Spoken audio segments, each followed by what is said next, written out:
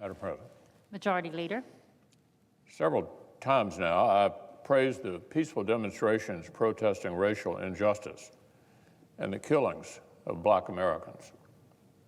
I'm grateful that after several harrowing days of looting and riots, law enforcement restored order and helped these peaceful protesters be heard.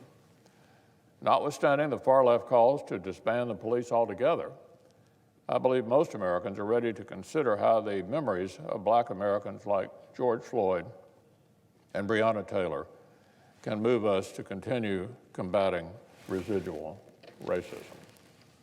Today, Madam President, I need to discuss a different pressing problem that concerns Americans' constitutional rights. It's becoming clear to many Americans, including many who appreciate and applaud the recent protests, that our national life during this pandemic has slid toward a double standard. For weeks, state and local leaders put normal American life totally on ice and asked citizens to prioritize fighting the virus. For weeks, the mainstream media heaped scorn on any small citizen protest, outdoor gathering, or even the suggestion that other important values might require a reappraisal of certain restrictions. Well, the American people did their part. They made necessary sacrifices that clearly helped the country, and they're ready to continue doing their part as our reopening carefully proceeds. But now, many Americans feel they've just seen those fastidious regulations and that puritanical zeal disappear in an instant because a new cause has emerged that powerful people agree with. A month ago, small protest demonstrations were widely condemned as reckless and selfish. Now, massive rallies that fill entire cities are not just praised, but in fact are called especially brave because of the exact same health risks that brought condemnation when the cause was different. People just spent the spring watching their small businesses dissolve, or canceling weddings, or missing religious observances for the longest spells in their lives, or missing the last days of a loved one's life and then missing the funeral. Never were the American people told about any exemption for things they felt strongly about. I have no criticism for the millions of Americans who peacefully demonstrated in recent days. Their cause is beyond righteous. It is the inconsistency from leaders that has been baffling. The same governor of Michigan who argued that letting people carefully shop for vegetable seeds would be too dangerous during the pandemic, now poses for photographs with groups of protesters. Here in the District of Columbia, the mayor celebrates massive street protests.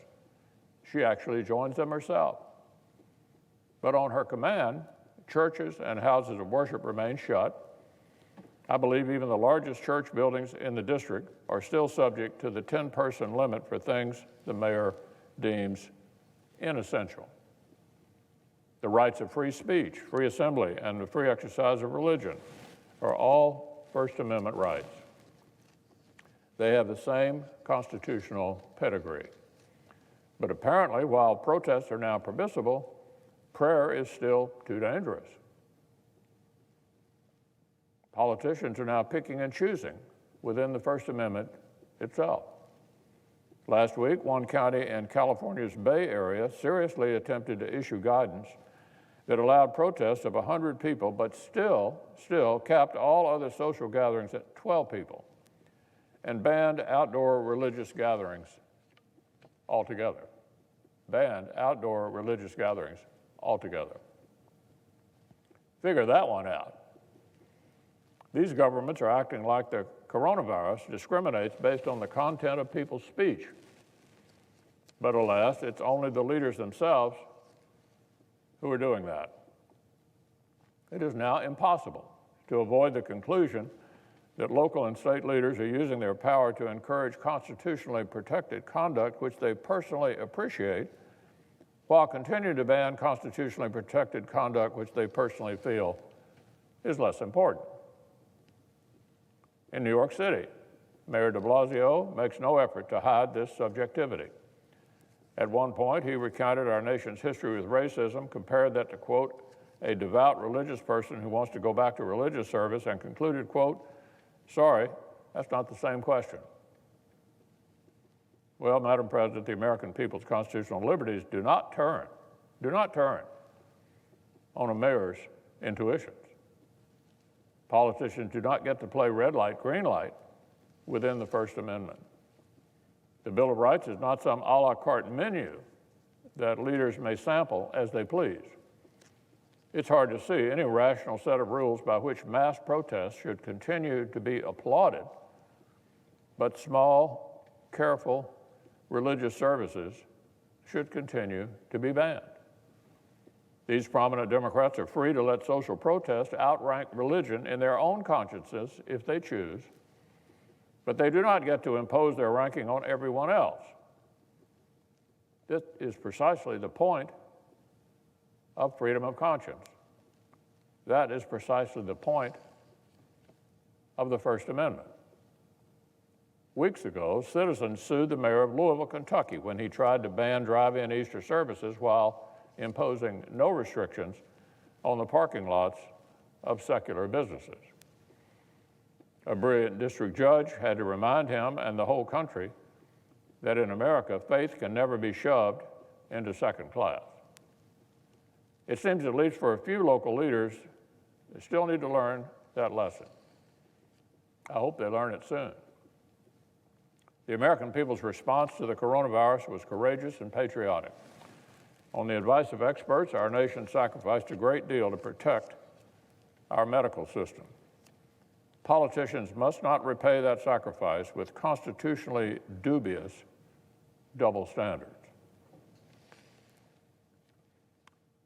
Now, Madam President, on an entirely different matter, yesterday our colleagues voted overwhelmingly to advance the Great American Outdoors Act. Thanks to the guiding leadership of colleagues like Senator James and Senator Gardner, we have a rare opportunity to take a huge step forward for some of our nation's most cherished treasures. Every year, America's national parks, forests, wildlife refuge, battlefields, and public lands draw hundreds of millions of visits from across the country and around the world. Hunters and anglers, backpackers and climbers, bird watchers and road trippers, school groups and scientists. Across hundreds of millions of acres, there's room for recreation and conservation alike.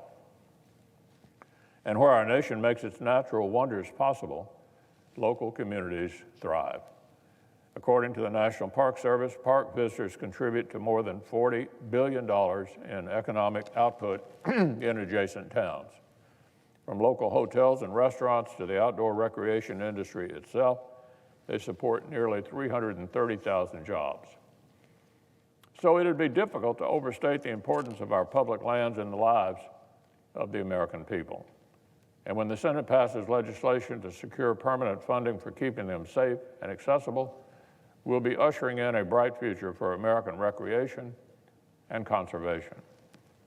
At the same time, and just as importantly, we'll be addressing the areas where decades of funding levels for routine maintenance have not kept pace, leaving some of our parks and public lands inaccessible and potentially unsafe. This, Madam President, is where the rubber meets the road. This is where all of our love for the great American outdoors needs to be backed up with some sober accounting. In Senator Gardner's backyard in the U.S. Forest Service Rocky Mountain region, last year totals put the cost of backlog maintenance projects at nearly $500 million. From upkeep of roads, bridges, and dams to updates of wastewater and drinking water systems, we're talking about projects with real consequences for recreation, conservation, and local economies. In Kentucky, we know all too well what happens when urgent maintenance is neglected. At Mammoth Cave National Park, for example, untreated sewer leaks in past years have restricted access to portions of the largest cave system in the world and even threatened some of its native species. Today, more than $10 million in maintenance is still outstanding at that particular park. We're still waiting on funding to rehabilitate some cave trails that haven't seen major investment since the 1930s. At the Forest Service London District Office, Kentucky Rangers are still waiting for funding for critical security and accessibility updates. Like any prized asset, public lands need regular maintenance. We shouldn't let key infrastructure languish for decades and then fight uphill to make up for lost time. This is a familiar problem that is felt in different ways in every corner of our nation. So the solution will need to be just as sweeping. Fortunately, as last night's lopsided vote demonstrates, our colleagues have assembled a deeply bipartisan set of solutions that our country deserves. I'm proud the work led by our colleagues from Montana and Colorado have received the endorsement of hundreds of national and local advocates for American recreation and conservation. I urge all senators to join the experts and support the bill.